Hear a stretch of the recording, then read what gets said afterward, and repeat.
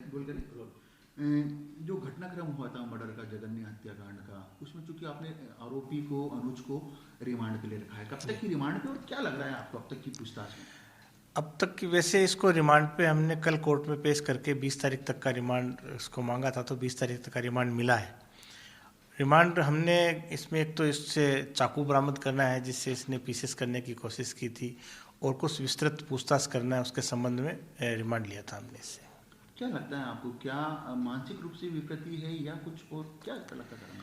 देखो, ये बड़ा अजीबोगरीब सा सिस्टम है कि जो कृत्य किया है, जिस टाइप से इसने ये घटना कारित की है, इसमें बड़ा कॉम्बिनेशन सा लगता है।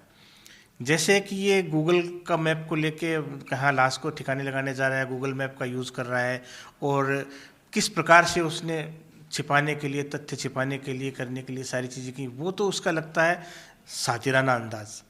प्लस उसने तो इस रिश्ते को कैसे, ना कोई अभी तक के अनुसंधान में ना तो कैसी कोई बड़ी बात आई है कि किसी कोई प्रॉपर्टी का विवाद हो या कोई अन्य कोई विवाद हो या कोई बड़ा विवाद हो, वो भी इसके सामने भी अनुसंधान से सामने नहीं आया।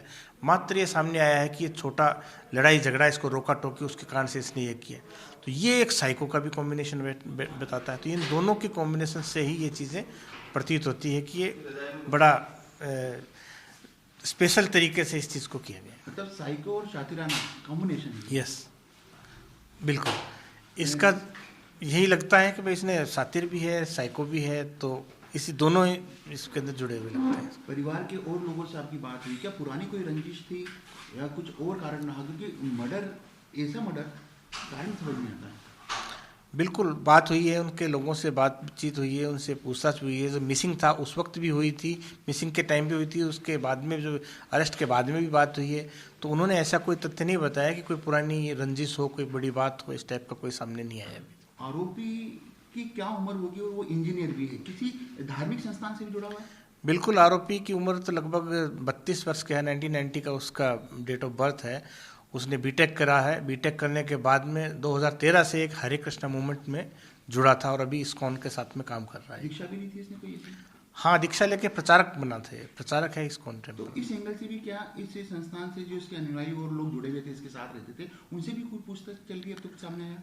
हाँ, उनसे भी अनुसंधान चल रहा है, करेंगे भी। सामने ऐसा कुछ भी कोई तथ्य नहीं आया इसके संबंध में। चूंकि पूछताछ आपने करी, धार्मिक संस्थान से भी जुड़े हुआ था, दीक्षा भी ली थी आपने बताया, तो क्या ज़्यादा जोर आया आपको पूछने में, क्योंकि ज़्यादा समय लगा? और किस प्रकार से मनोवैज्ञानिक रूप से आपने इससे तथ्य निकलाया?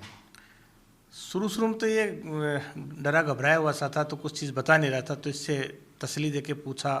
फिर कुछ इंस्पायरेशंस भी किए, कुछ भैया भी कहा कि जो भी है भगवान के तुम पुजारी हो, भगवान के प्रचारक हो, भागवत गीता के प्रचारक हो, तो उसका भी थोड़ा सा वास्ता दे के उससे भी उसके मनोवैज्ञानिक तरीके से पूछताछ करने पर भी उसने सारी चीज़ें बताना स्टार्ट की, फिर सारी चीज़ बताता चला गया।